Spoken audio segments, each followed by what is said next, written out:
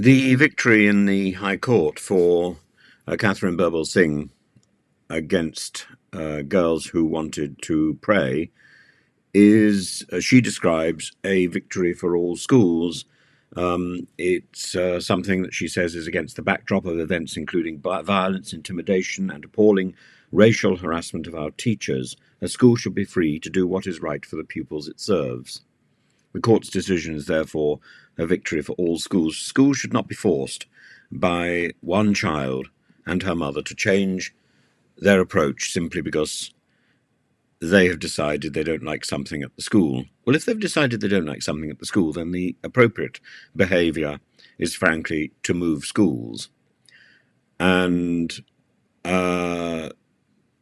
it's the Birbalsingh rules are simply straightforward rules that I'm afraid I grew up with, calling teachers sir or miss, paying constant attention during lessons, working hard, playing hard, and so on.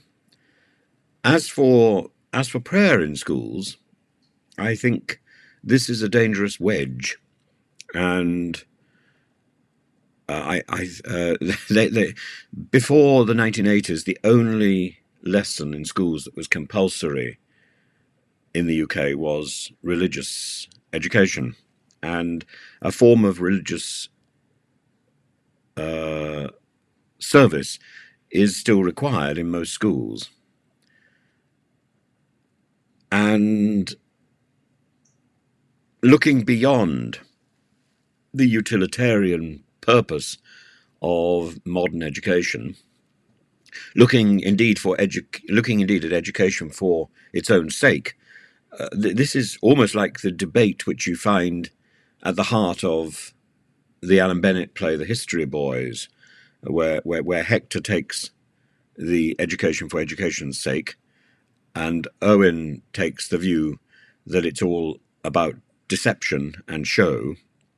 The headmaster thinks that it's purely utilitarian, and the boys in the show are a mixture, and they're torn between these different understandings of education. The reality is, of course, education lies somewhere between all of these, and the modern education method, which is very much like the image of a Model T Ford factory, where we're on a conveyor belt from primary school through to the end of secondary school to get into university. That's the conveyor belt. And a lot of the subjects which don't seem useful, which are not efficacious in that process, are jettisoned very early on. And maybe this is a shame, because what we should be trying to do with students is to give them the tools to be able to express themselves and develop themselves as fully as possible.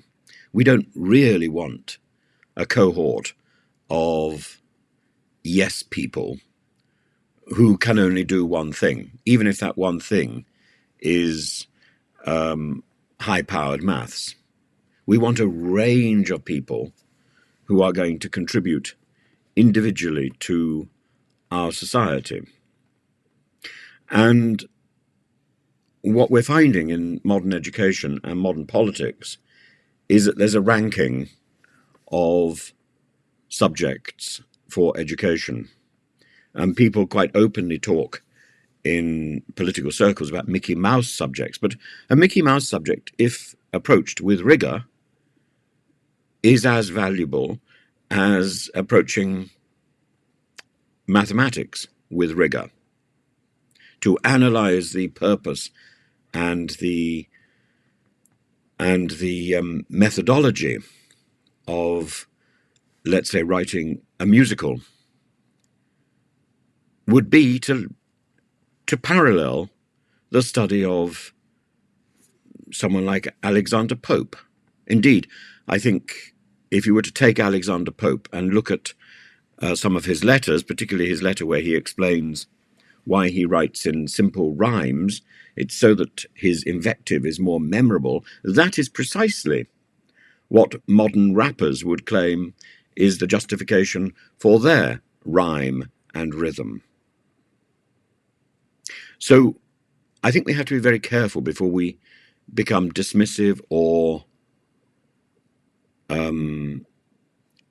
strident about the way our schools work.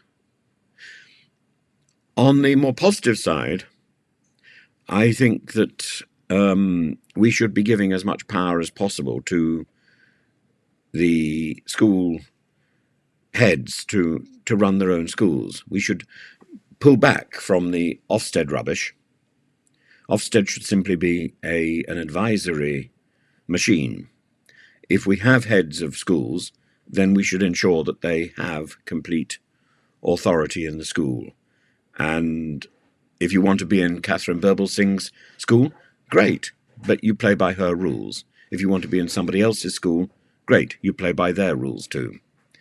And the idea of one style fits all has long since been proven false.